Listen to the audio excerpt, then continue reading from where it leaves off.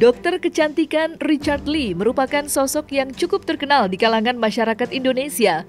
Seperti diketahui, Richard Lee sangat aktif dalam memberikan informasi yang dibagikan melalui sosial media pribadinya. Namun, seiring popularitas yang dimilikinya saat ini, Richard Lee nyatanya kerap bersinggungan dengan berbagai masalah yang cukup menuai pro dan kontra netizen. Maka inilah 5 kontroversi Dr. Richard Lee yang menuai pro dan kontra netizen versi Cumi Top 5.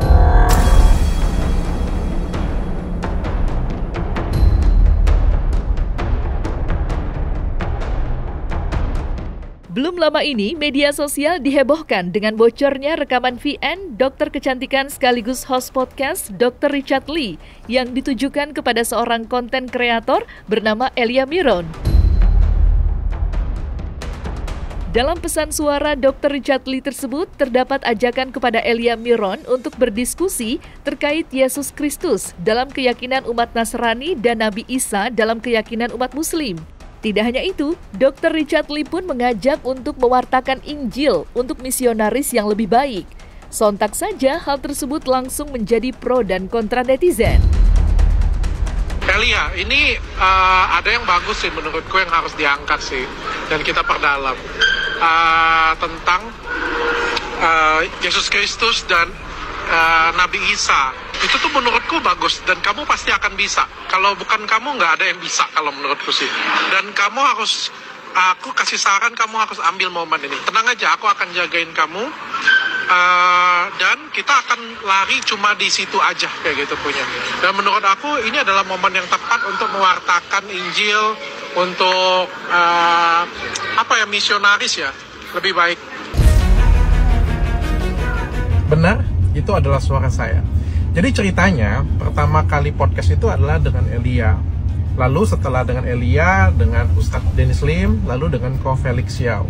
Namun pada perjalanannya saya ingin menayangkan Ko Ustadz Felix Xiao dulu, Ustadz Dennis Lim, baru saya memberikan pandangan secara Nasrani melalui Elia. Nah, sampai di sana ada diskusi yang menarik yang baru pertama kali juga saya dengar, yaitu apakah Yesus Kristus dan Nabi Isa itu adalah pribadi yang berbeda. Itu mengejutkan saya karena selama ini saya menganggapnya itu adalah pribadi yang sama. Saya dan tim tertarik banget untuk mengangkat cerita ini dan berdiskusi secara sehat, bukan debat.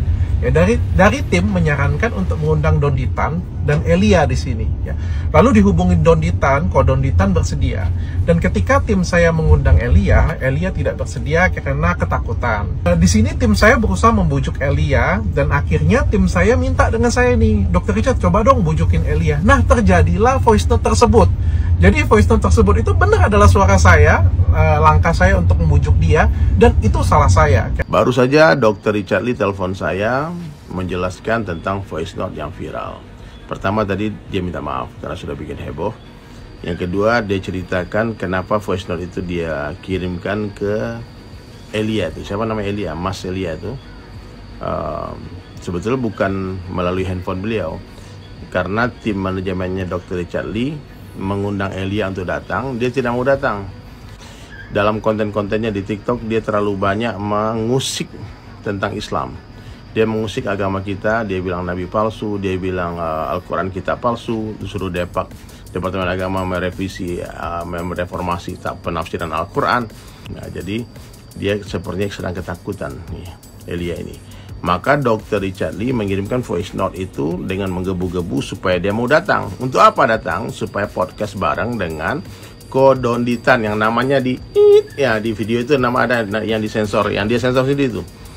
Nah, akhirnya Ko Donditan kemarin datang sendiri dan sudah podcast dengan Dr. Richard Lee tanpa kehadiran Elia. Nah, jadi aku rasa kalaupun Dr. Richard Lee membela Injil, membela itu memang agamanya dia, guys. Ya, beliau kan belum Muslim, sekarang baru OTW, loading to Islam ya.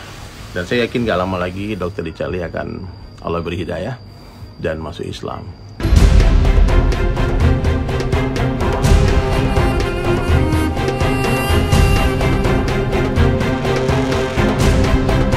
Dr. Richard Lee tampaknya tak pernah lepas dari sederet kontroversi. Kali ini, Dr. Richard Lee dituding telah menghina profesi Wirang Birawa yang selama ini dikenal sebagai master firasat. Meski tak secara langsung menyudutkan Wirang Birawa mengaku tersinggung atas pernyataan yang dilontarkan oleh Dr. Richard Lee dalam podcast pribadinya itu. Pasalnya, menurut Wirang Birawa, masih banyak orang di luar sana yang berprofesi sebagai master firasat selain dirinya.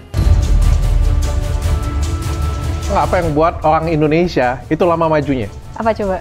Karena orang Indonesia itu senang nontonnya yang halu-halu. Kok bisa? Kayak nontonnya itu misalnya Master Firasat. Tembakan tahun depan artis mana yang kecelakaan, artis mana yang cerai. Padahal nambah ilmu nggak itu? Nggak nambah dong. Nggak nambah ilmu sama sekali kan? Kalau merasa tersinggung ya sangat jelas saya tersinggung lah kan. Kalau dia mau kontroversial, dia mau menggunakan intrik, gimmick atau gaya apapun tuh silakan saja. Tapi jangan sampai membuat statement pengiringan opini yang dia tidak tahu juntrungannya kemana. Ya saya rasa nanti harus dipertanggungjawabkan dan diklarifikasi harusnya.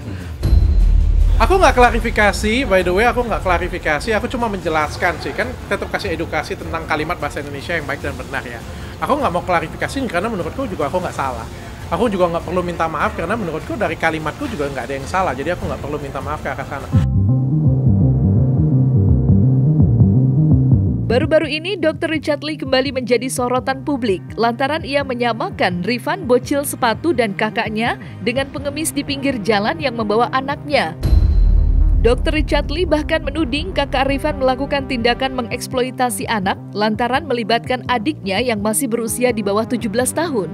Puncak kontroversi semakin memantik ketika Dr. Richard Lee tetap mengunggah video podcast tersebut, padahal sebelumnya sudah tak diizinkan oleh pihak narasumber. Makanya ada yang namanya mengeksploitasi anak. Ada peraturan pemerintah, anak umur 18 tahun tidak boleh bekerja, Mas. Iya. Paham nggak? Paham dong. Kenapa buat aturan seperti itu? Saya pengen tanya dengan Mas. Karena nggak ada biar kayak. Kalau kata kamu seperti ini semuanya, kenapa nggak semua anak aja kerja semuanya? Kenapa pemerintah buat aturan seperti itu? Saya pengen tanya dengan kamu. Saya belum tahu. Kamu belum tahu? Iya. Karena kita mau melindungi anak-anak kita, Mas, supaya untuk fokus sekolah, untuk masa depan dia.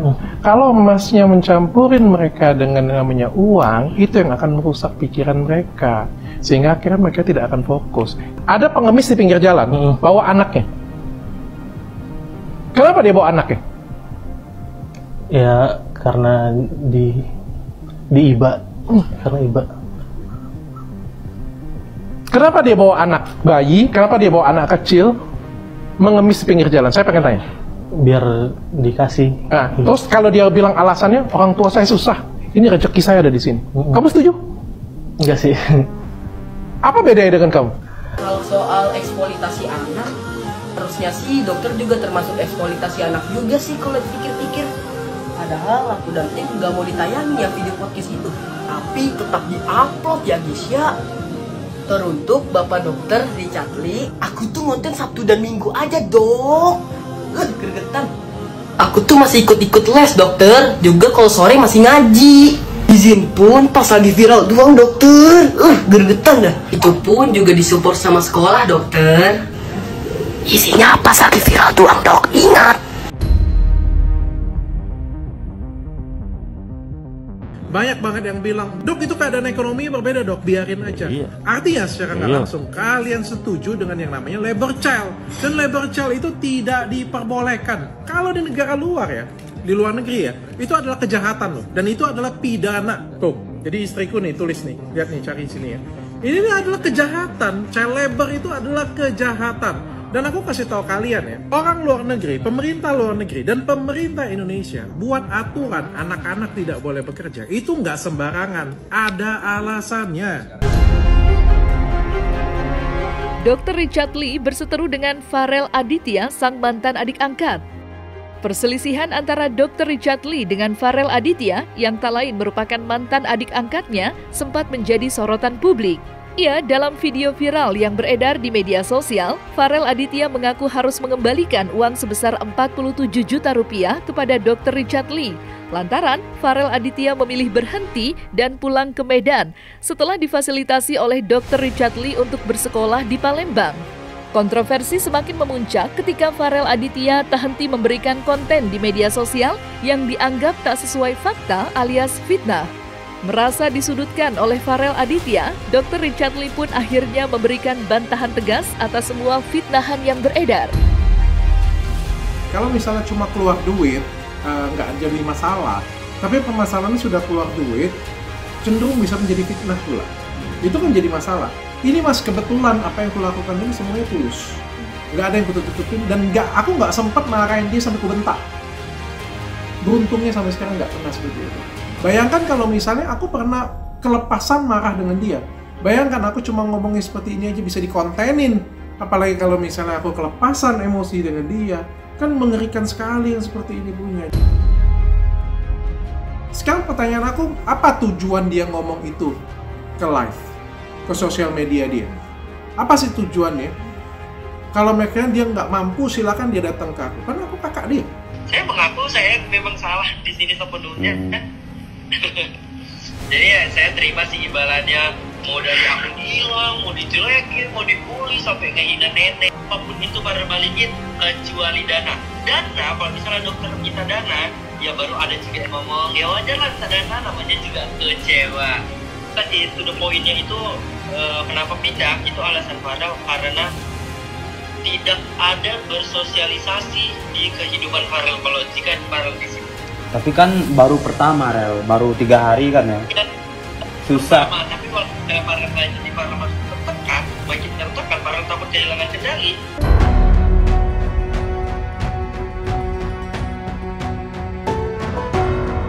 Beberapa waktu lalu, Dr. Richard Lee seringkali menjalin kerjasama dengan beberapa wanita yang sedang mempunyai masalah rumah tangga, sampai harus berpisah dengan suaminya, seperti Indra Rusli, Inge Anugrah, hingga Lady Nayawan.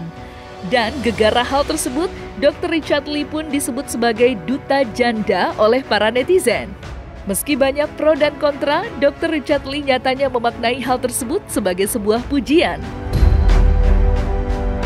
Sebenarnya beliau nggak pernah minta tolong dengan saya sih sejujurnya, ya, tapi saya ngelihat kasihan beliaunya juga, jadi saya menawarkan bantuan untuk bantuin dia juga, dan puji Tuhan bantuan saya diterima. Dia orangnya baik banget, sampai saya kasih bantuan dia bilang, aku nggak mau dok, kalau nggak kerja aku nggak mau dok, aku maunya kerja, dia bilang. Dan akhirnya kita saya dan Athena Group coba kasih dia kerjaan lah, ya, endorse atau apa kayak gitu, punya yang penting yang pastinya untuk membantu dia dan keuangan dia juga. Saya nggak akan tidak akan ikut dalam permasalahan rumah tangganya Inara. Mau Inanya rujuk dengan suami, silakan. Puji Tuhan, bagus. Tapi kalau misalnya terjadi sesuatu, saya siap support apapun yang terjadi. Karena kepentingan adalah untuk kepentingan anak-anak. Tanggapannya seneng banget. Tadi sih kaget, siok. Ya tapi bersyukur, seneng banget karena setidaknya sekarang aku udah punya sesuatu pegangan, udah